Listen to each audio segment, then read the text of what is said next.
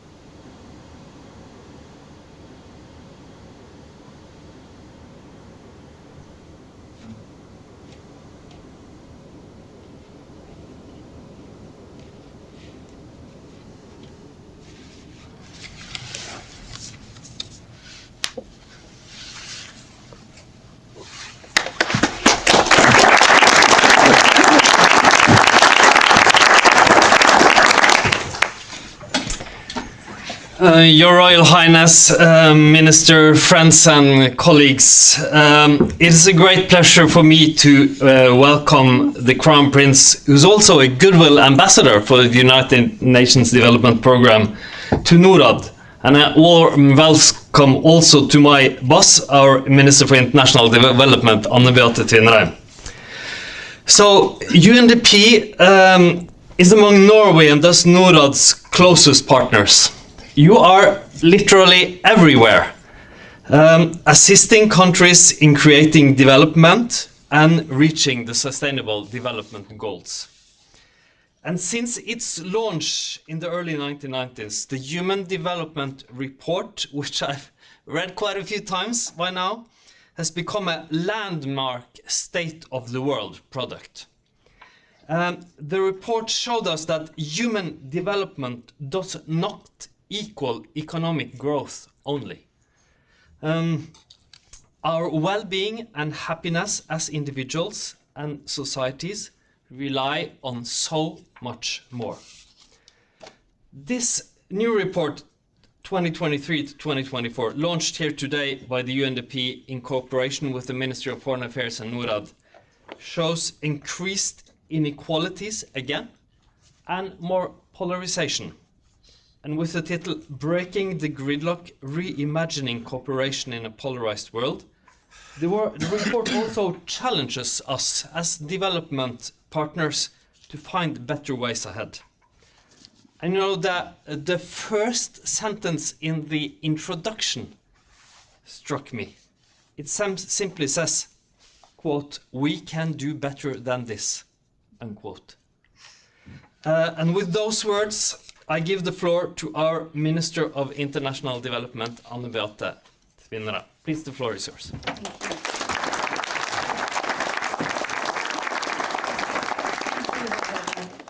Is it on? It's okay. Your Royal Highness, dear colleagues and friends, there is no such thing as I anymore. From now on, it's we.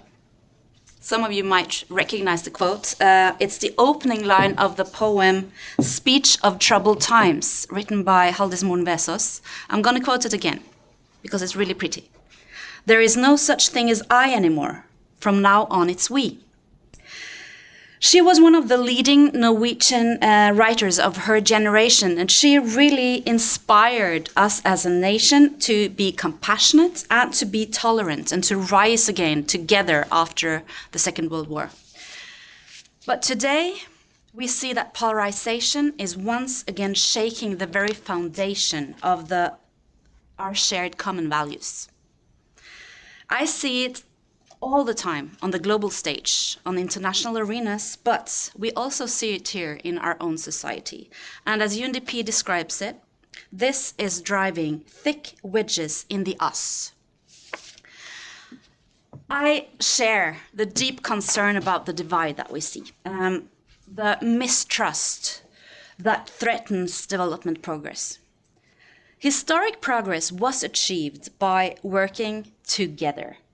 And today's problems can only be solved if we continue to work together. And dialogue and diplomacy matter during hard times, especially during hard times. And we need to keep our conversation going. And that is why it gives me great pleasure to be here at the Norwegian launch of the Human Development Report. And I'm very grateful to His Royal Highness Crown Prince Haakon's presence, but also for your long-term commitment to UNDP and your dedication to human development as such, both here at home and abroad.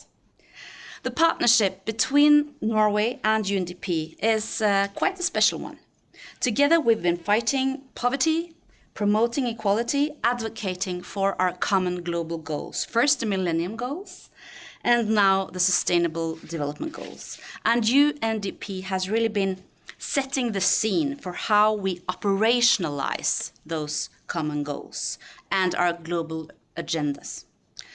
From the very first Human Development Report, Nobel laureate Amartya Sen and economist Mahbub ul Haq changed the way that we look at development.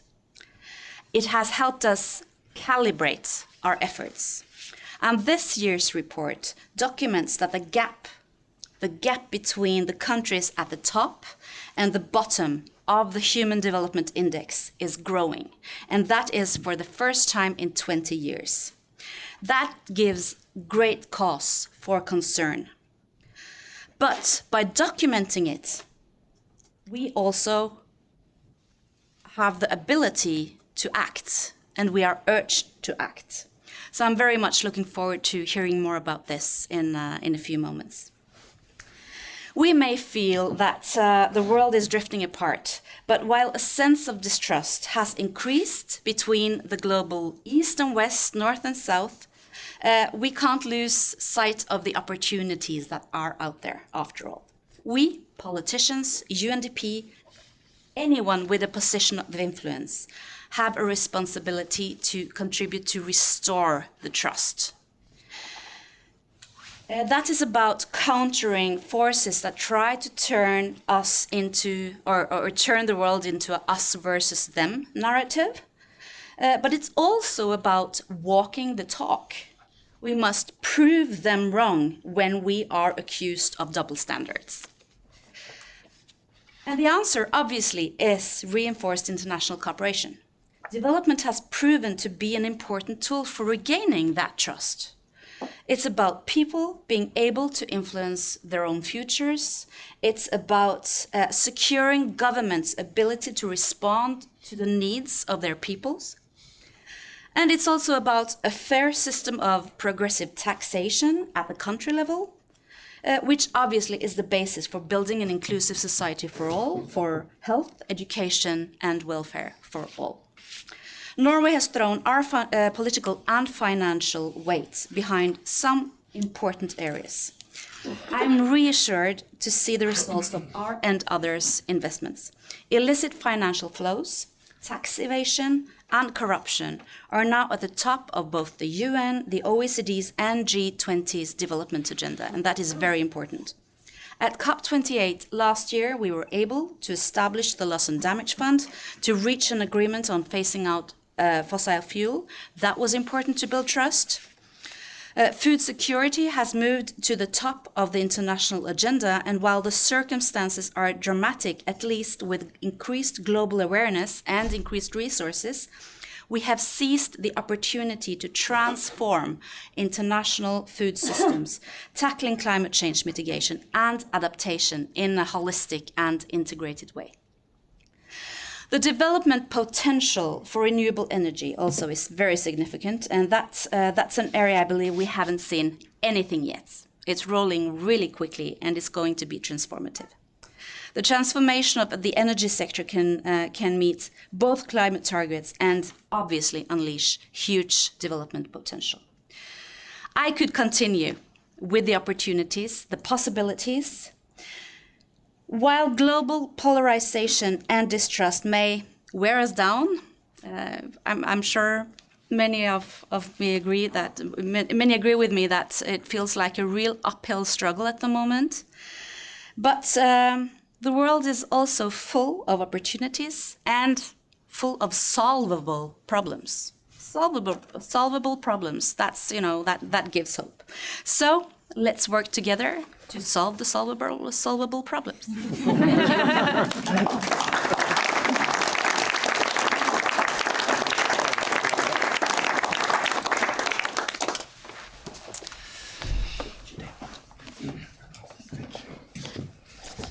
So thank you, Minister, also for ending on a hopeful note. So now I'll give the floor to Dr. Pedro Conceição to present, who's director of the UN Development Report Office, actually, to present the findings of this year's report. Please.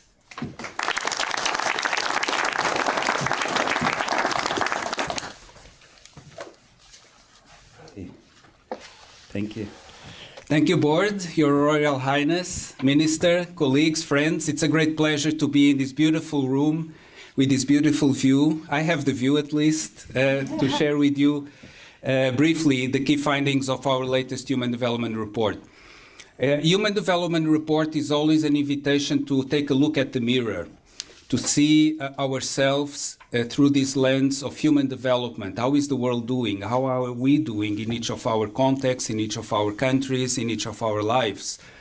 As Board said, and as the Minister said, human development is about more than reducing people to how the economy is doing, recognizing that the economy is very important for our lives. But it's really about a broader understanding as to how we should be assessing progress and evaluating policies. So one of the instruments that we use to give some numerical grounding to this idea of human development is the Human Development Index.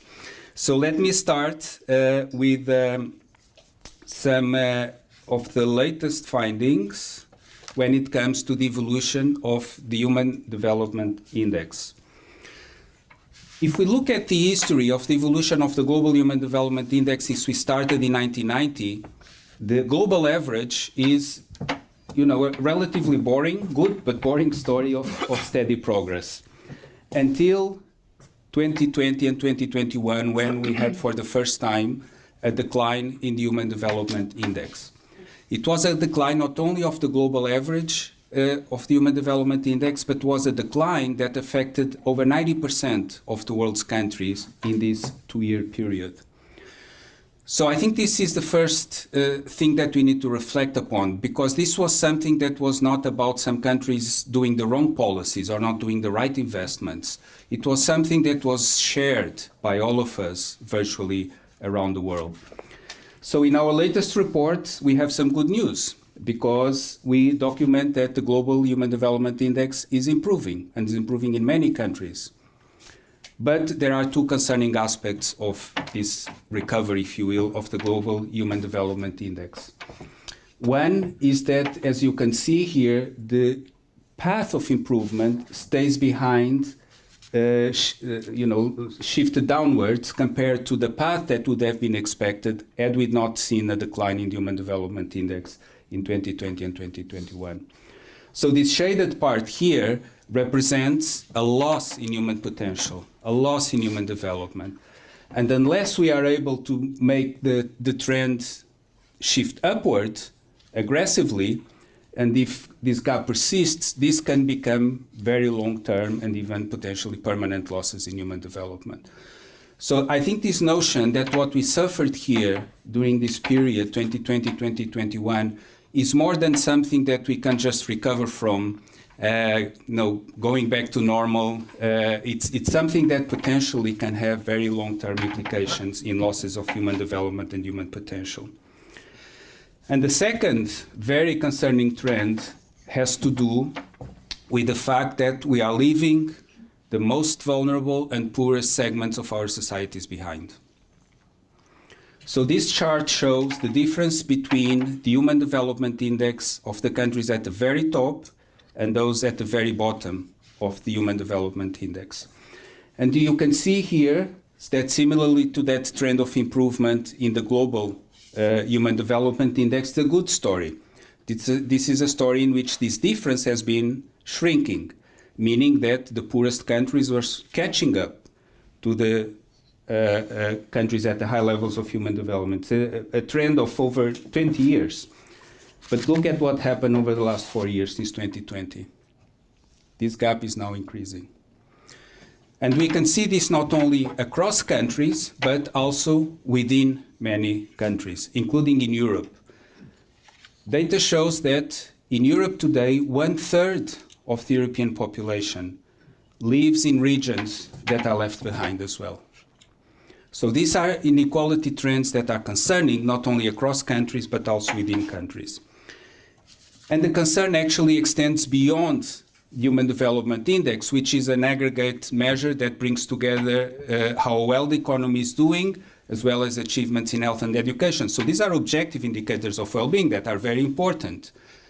But what you see on this slide is that in many countries, across all levels of the Human Development Index, we also see an increase in perceptions of stress, of people being stressed.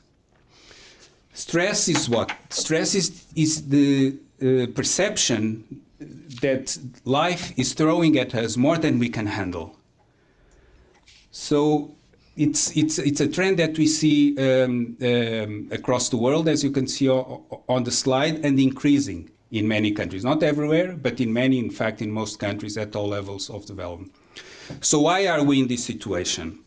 So the report suggests, and then it goes back to this idea, is it because some countries are not doing it right? You could understand, some countries are left behind if they are not doing the right investments, if they don't have the right institutions, you don't have adequate support, you would expect some countries to be left behind. But there is something more systematic about what has happened and what's unfolding in the present moment. And in our analysis, it has to do with the idea that the world, we collectively, are not managing our interdependencies, our linkages effectively. So COVID-19 put this in sharp relief. It was this shared experience that had the implications that we just went over. But we also see it in many other things. We see it, for instance, in climate change mitigation and adaptation. So the response to climate change is also falling behind. We're not doing as much as quickly as needed. And one of the reasons why we are failing to manage this interdependence, according to our analysis, has to do with political polarization.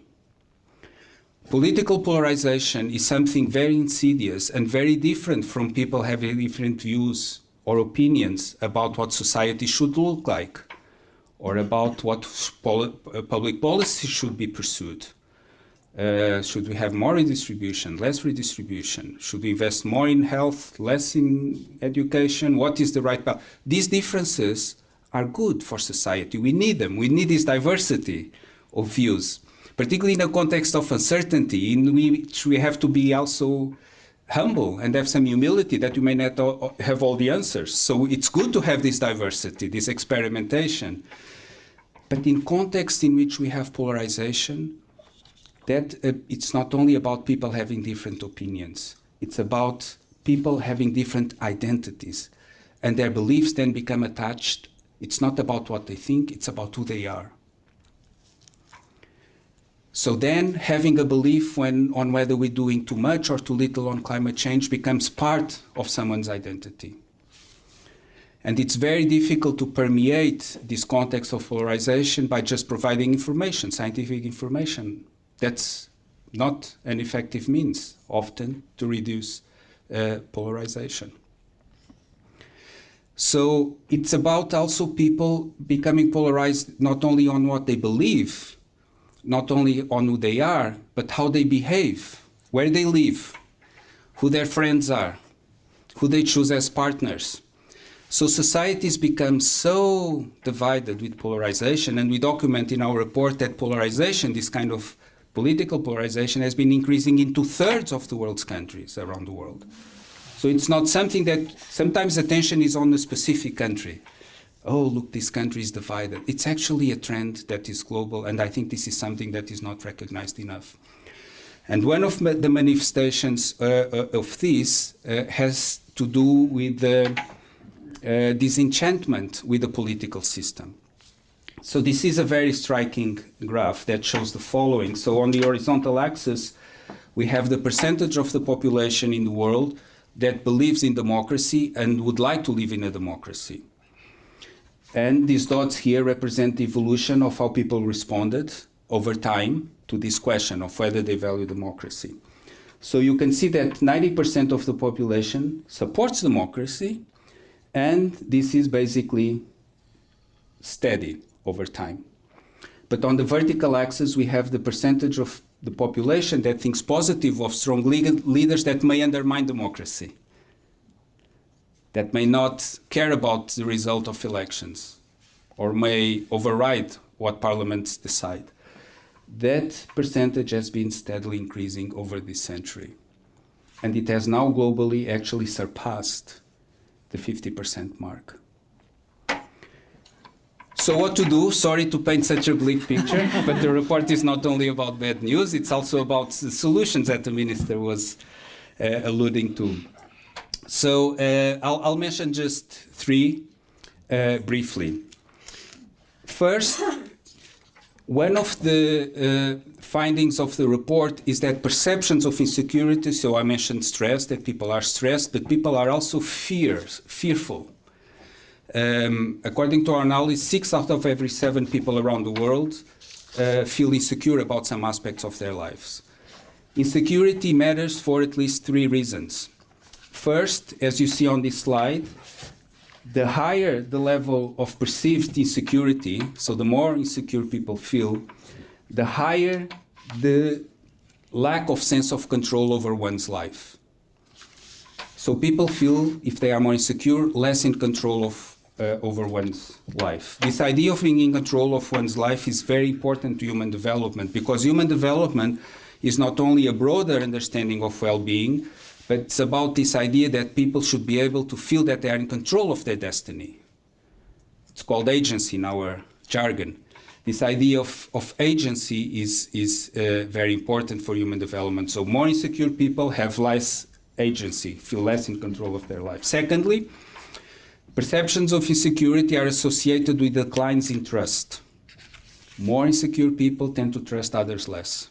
And then thirdly, more insecure people tend to be attracted to the extremes of the political spectrum and become more entrenched in the in-groups with which they identify and associate with. In other words, insecurity feeds polarization. So finding ways of addressing these perceptions of insecurity would be one of the ways in which we could address polarization, lack of trust, and this sense of loss of control over one's life, or this what we call in the report agency gaps. Secondly, recognizing that often we agree on more than we think. So I mentioned earlier that climate change is one of the issues around which these cleavages in polarization are occurring. Some people think we're doing too much, other people think we're not doing enough. And it's become polarized. And yet, when people around the world are asked if they would be willing to make a personal financial sacrifice to mitigate climate change, almost 70% of the global population says yes to this question. But when they are asked second question, which is, if you had to guess, what do you think people around you think about this? Do you think they would also be able to make a personal financial sacrifice? That drops then to a little over 40%. Why is this important? Because if we don't recognize that we agree on more than we think, we can be paralyzed when it comes to taking collective action. To address problems like climate change and many other development challenges, we cannot rely on personal individual commitment alone, important though that is. It's about collective action. It's about doing things together. To go back to the minister, it's not the I, it's the we. But if you believe the others around you don't think like you, even though they do objectively, that is a problem. So working through correcting these misperceptions is one of the possible effective ways of redressing polarization. And the way in which we deal with information, the way in which information is conveyed, it's disseminated in our societies, the way in which political and business leaders sometimes feed off these misperceptions for political and business gains is one of the challenges that we confront. And the work of the Global Policy Center on Governance based here in Oslo, the UNDP Center, has this as one of the areas of focus. Finally, and I'll conclude, Board, looking more now at the international context. I think it's utopian to live in a world in which countries will have no diversity of interests, similar to living in a world in which societies don't have different views, people don't have different views within societies. Differences, different interests, countries competing, regions competing, it's part of life. It's not ever going to go away. But that is not incompatible with the idea that countries may, even in this context, find arenas in which they can cooperate. So one of the ways in which we can think about what could be these arenas of cooperation is through the lens of global public goods. So global public goods are things that are not zero-sum, that benefit potentially all countries at the same time. So things like climate change mitigation or controlling a pandemic. Also, if we don't do it, sometimes there's this idea that, okay, if you do global public goods, that's at the expense of development, or at the expense of redressing inequalities. So what this slide shows is the cost of not acting on climate change, and it represents the changes in mortality rates over the course of the century under a high emissions scenario, high greenhouse gas emission scenario. So what do we see? We see that in high income countries, mortality rates actually are likely to decline. But look at the rest of the world. Mortality rates are going to increase. So not addressing issues like climate change can result in an explosion of inequalities. So I'll conclude with this thought, that even in a world in which there are differences, geopolitical upheaval, economic fragmentation, it's possible, and let's make it probable, but it's at least possible to find these arenas of cooperation that are not zero-sum. Thank you.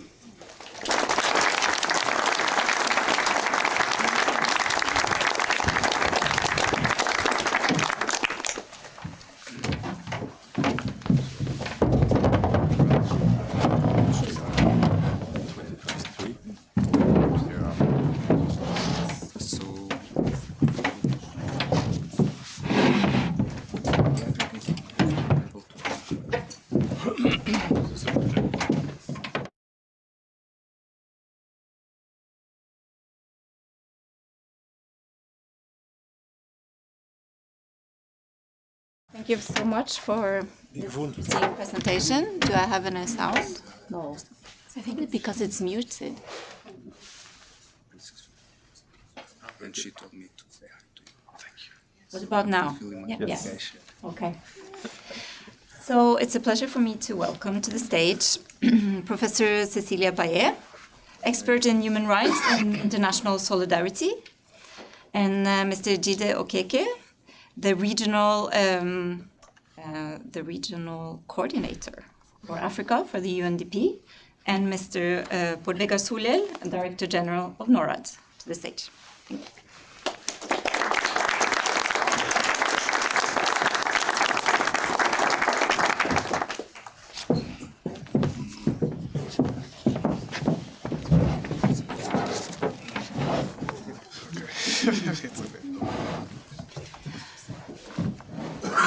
So, I would like to start by asking you, Bård Vegar Solhjell, what are your immediate reactions after this presentation and the findings in the report?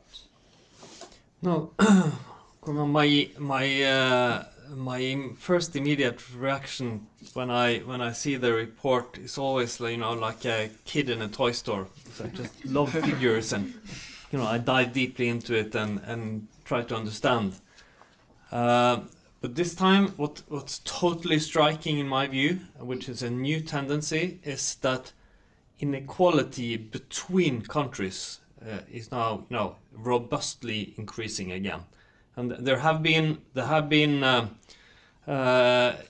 cases or studies showing that the last few years, but I think this is a really robust example of that. And that's a huge change. I think we have to understand that, because I, like many others, have said for decades that that, you know, inequality between countries is going down, but within countries it's increasing, and that's been a big problem. And there are, I mean, I think we have to fear that will continue and even increase. And the slide Pedro was showing towards the end was the one that struck me also. So just make a note that that's a high emission scenario, everyone. So that's not the most realistic climate scenario. I think that's really important to say. But still, I guess if you took the most, you know, a status quo scenario, it would still show that the same thing. And the point there is that climate change will be a great development destroyer in the decades to come for the least developed countries, while we will have the capacity to deal with it in many ways. So, you know, it will affect our skiing and stuff like that, but which is for some of us a big deal, but it's a totally different, you know, totally different thing for the least developed countries. So I think, you know, we have to face a situation where the steady progress we've had for a few decades now, which is amazing in human history, is being seriously challenged at a totally different level. That's what the report is telling me. Mr. Okeke, what do you think this report says about the state of the world today? Thank you so much for the opportunity. I think this is not a report. This is a call to action. So congratulations to Pedro and his team. And if I think about the call to action that is required, I see three things.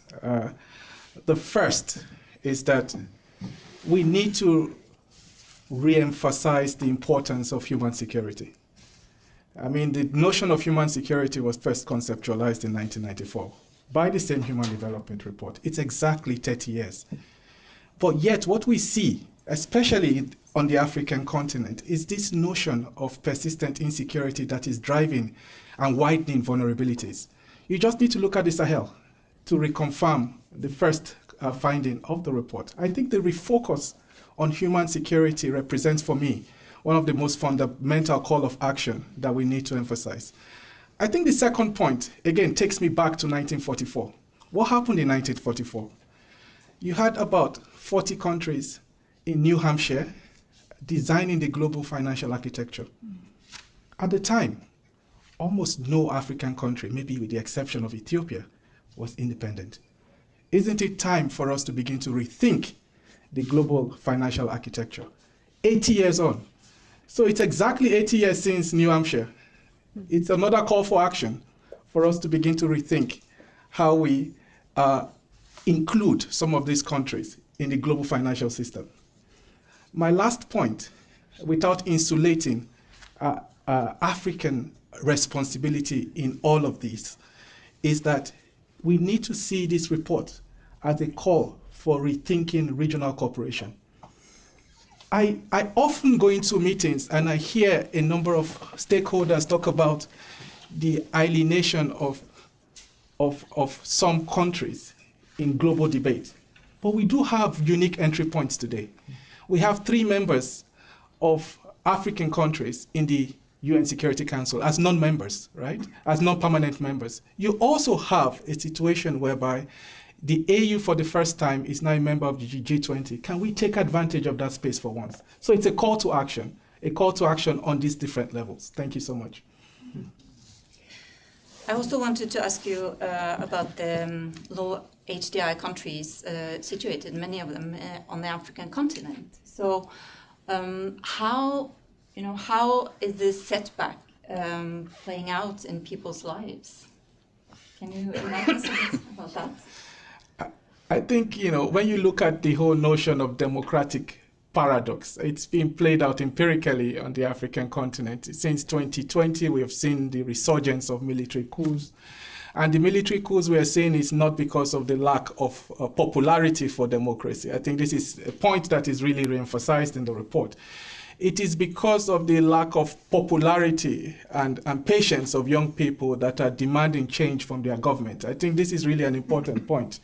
And therefore, despite the fact that democracy is still popular, as your report has emphasized, I think what is less popular is the patience for deficient and abuse of democracy amongst African leaders in some African countries. I think this is really an important point to emphasize. So when I think about democracy, I think on one hand we have every cause to be reassured because democracy is still really very popular across the world and in Africa in particular. But when you do abuse these democratic processes, it creates vulnerabilities that could expose countries to non-democratic options. I think this is really a fundamental point to stress. And I think that brings us to the next topic very well with Cecilia Baye, because this democracy paradox. What would you say are the drivers behind that? And why is it a problem? Yeah, well, it's very complex because when you think of the liberal age, the idea is emancipatory, that through the pursuit of free market, we would have freedom and we would have autonomy for all individuals. And as we experienced it, we somehow missed the opportunity to sort of end colonial practices of extraction of minerals that abused indigenous people and minorities.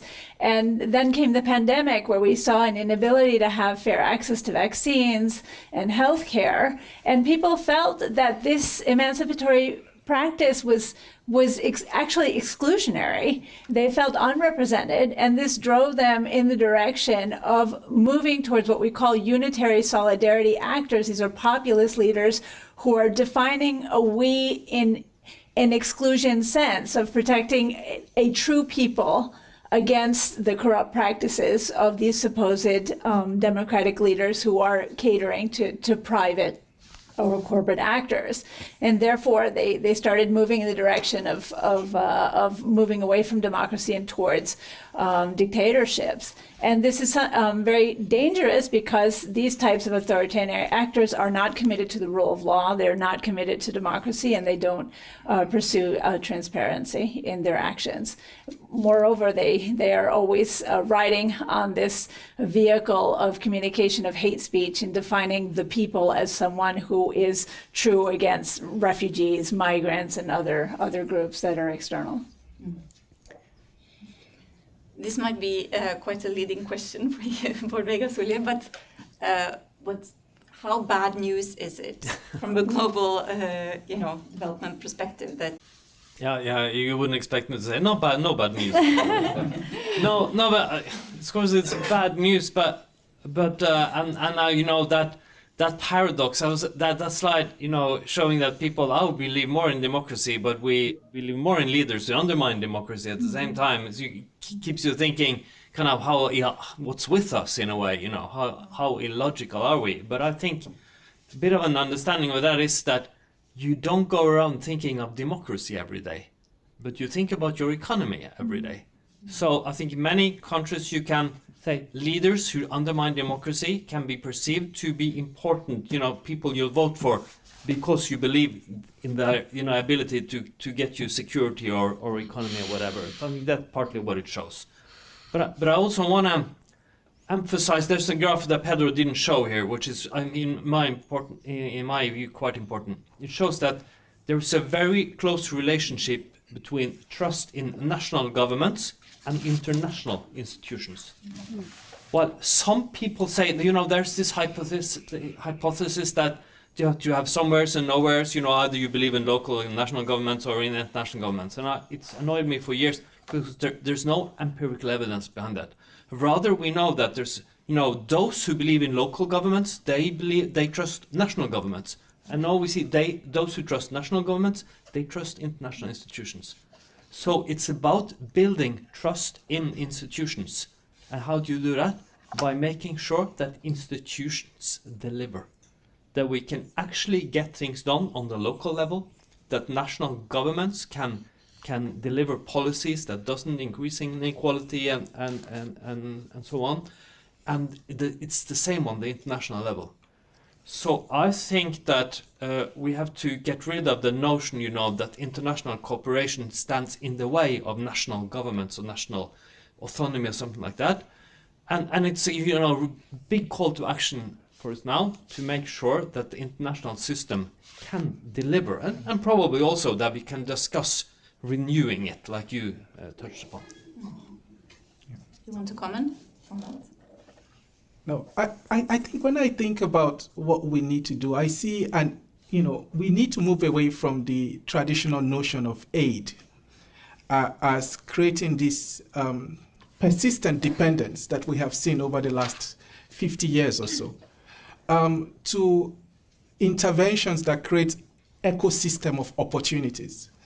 To what extent are our interventions providing jobs for young people? To what extent are our interventions providing the opportunities that would allow young people meet and achieve their aspirations in their countries or in their continent? I think this is really a paradigm shift that this report calls us to do. So I think in designing support, in designing partnerships, we now need to begin to rethink how these partnerships are translating into opportunities indigenously or domestically in countries where we are supporting. Thank you. Baye, do you agree?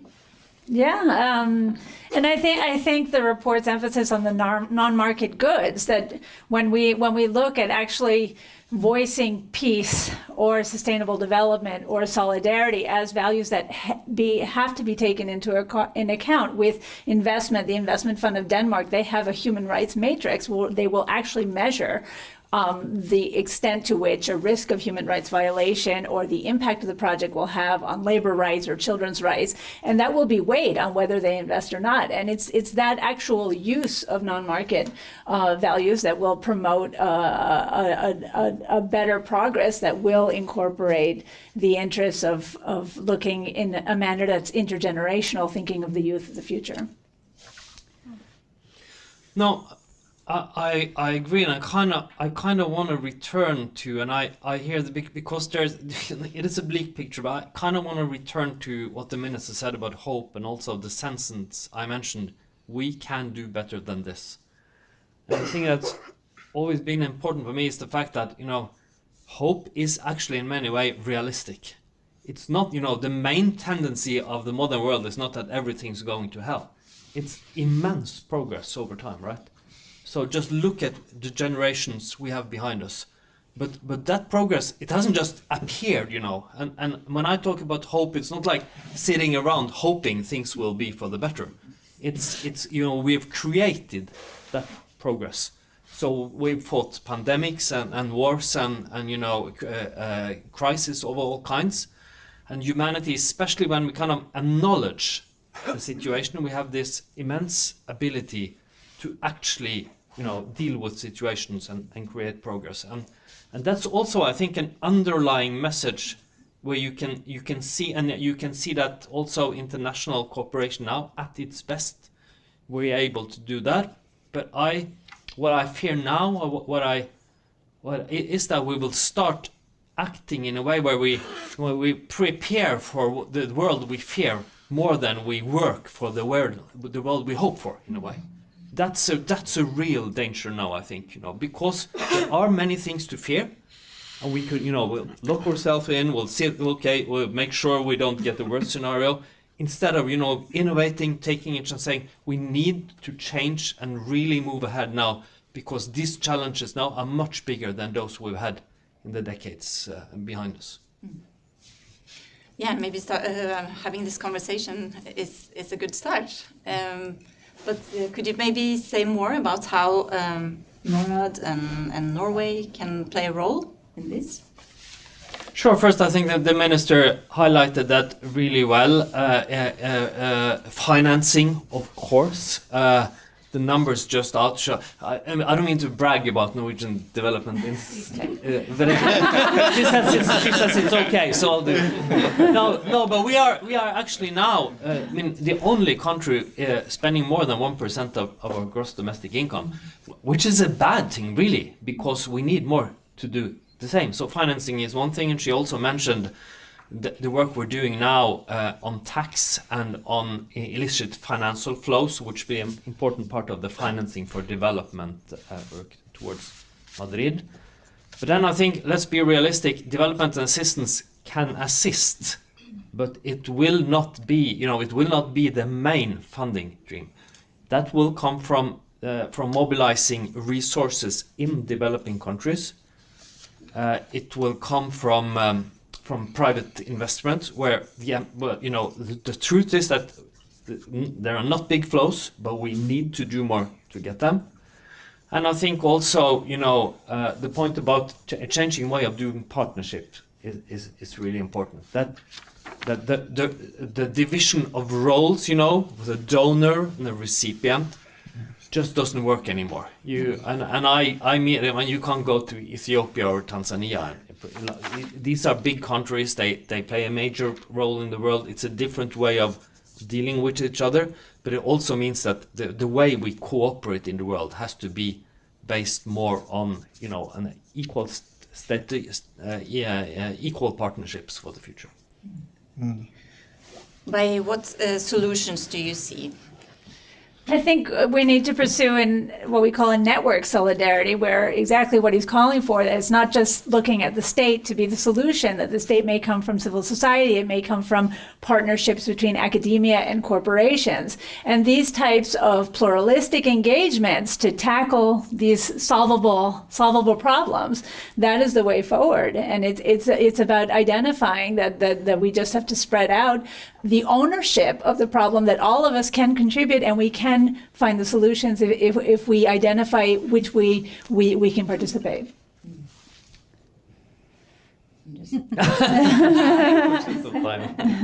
Yeah. I think we have time for a few questions, if there are any. You can circulate a mic. No questions. Wow. So this has actually never happened in the history of Norad. Okay, so I see a few hands. Please state your name and who you are, and state a question, not a statement. Thank you. My name is Knut Osby. I'm a retiree from UNDP. I read the summary of the report with interest. The idea of creating global public goods is very good, but the big difference is between rich and poor occurring at country level and between countries is a key concern. And we know that some of this comes from elite capture at the country level. How do you avoid that with global public goods? If you create more global public goods, how do you avoid elite capture among countries or among people at country level becoming more of a problem? Thanks. There's no better time to be a human being. There's so many opportunities. But and I think there's greater accountability in today's world than previously. How do you avoid state capture? I think if you look empirically, you see that in the case of Senegal recently, a president tried to change an election timetable, But the judiciary decided to overturn his decision, and the elections went ahead and radically changed the electoral outcome. I think what that tells you is that you cannot substitute the role of strong institutions in governance. Deepening the investment we make in the judiciary, in the legislature, could really insulate us and help us with putting in place the right checks and balances when it comes to the state capture you talked about. I think there is no alternative. We need to begin to strengthen our institutions, and that is the only way we can begin to de-risk state capture. One more hand. John J. Devlin from The Economist magazine. So I'm just interested to know, I think perhaps for the board or for the whole panel, how you've centered on polarization over other issues facing development. And I've read through the overview, and I plan to read more of the report. How is the data being collected on this in places where data collection is far harder in certain parts of the developing world than it is perhaps in Norway? Mm. So if I understood you correctly, it's more of a question to Pedro. Yeah. It is more of a question to Pedro. I mean, perhaps we I know most things about their data. No, I don't really know their data collection. But maybe, Pedro, would you like to just answer briefly? Thank you. May I? Sure. So the data on trust, on stress, comes from two sources. One is the World Value Survey, which is a survey that is not universal but accounts for close to 80% of the global population. And data also comes from Gallup World Poll, which represents even more of the global population.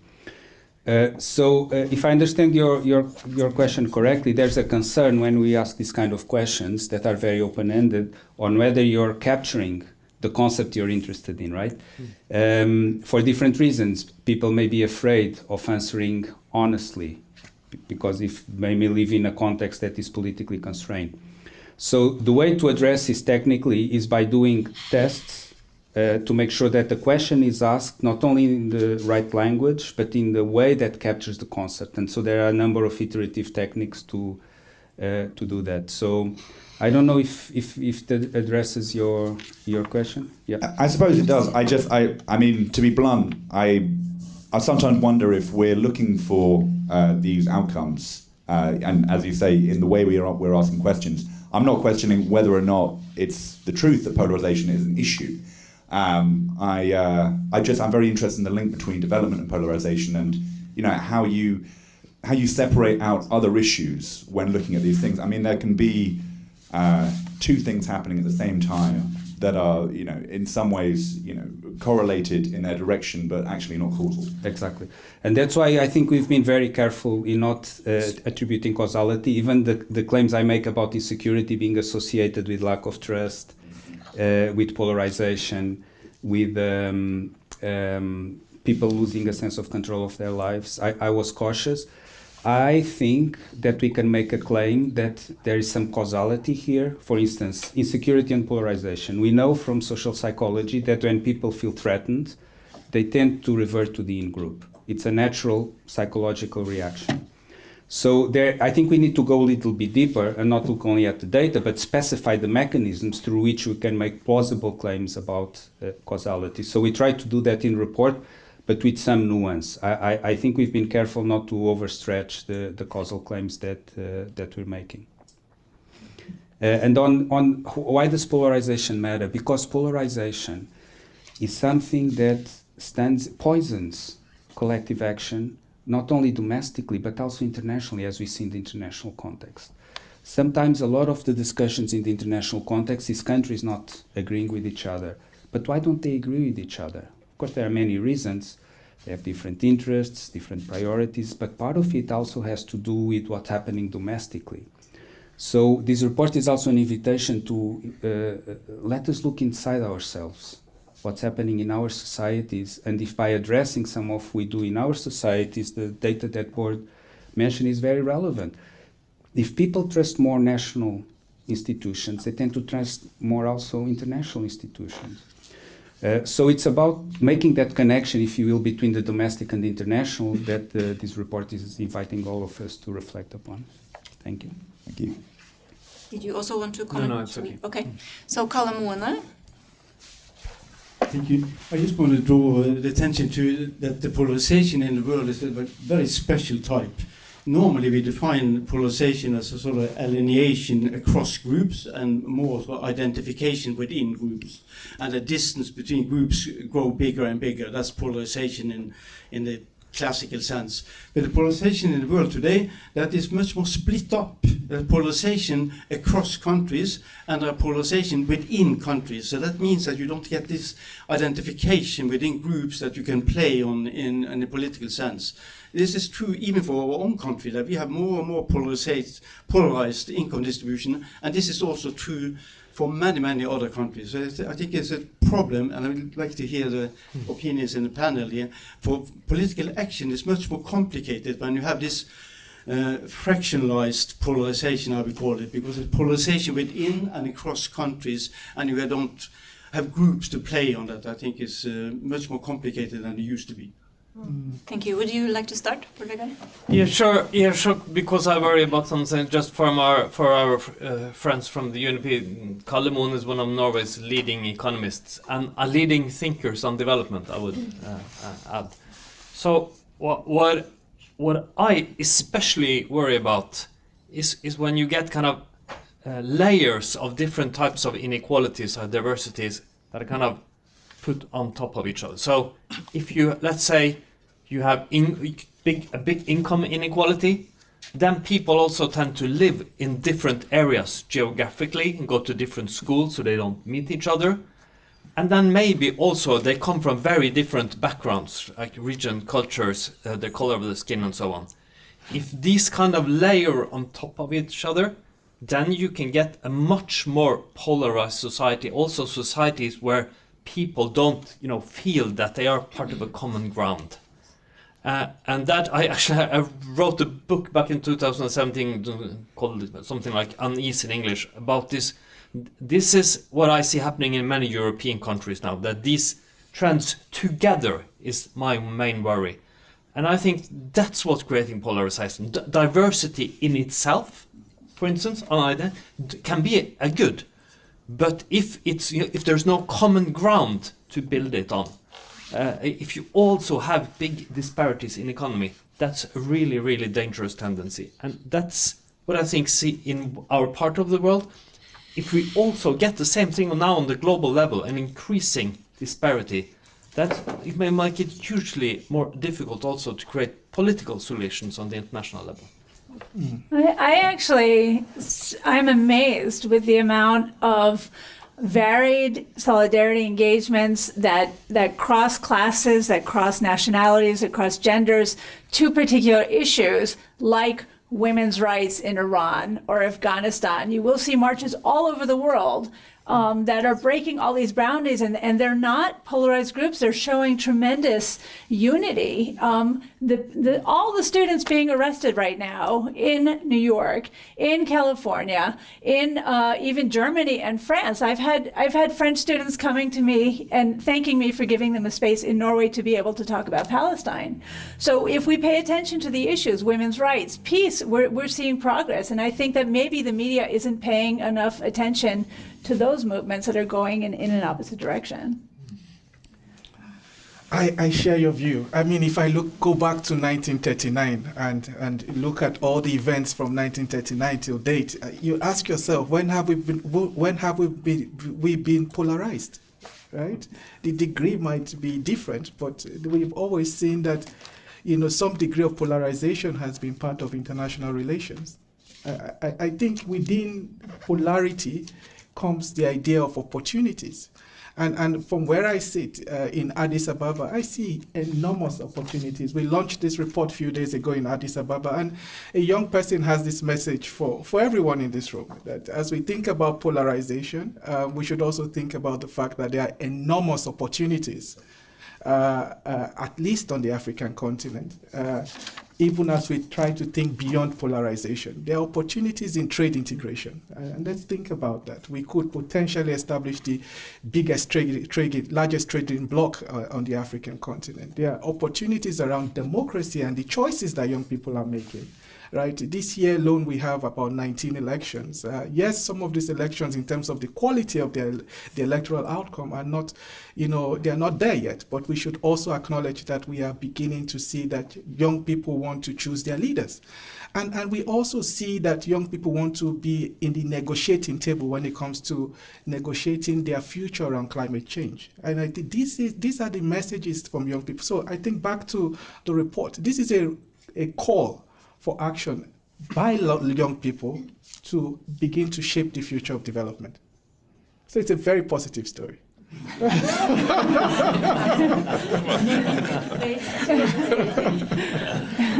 So a lot of work to do and a lot of possibilities. Thank you so much all for taking the time to come here, and special thanks to Your Royal Highness and the Minister also. And of course the panel. So, thank you.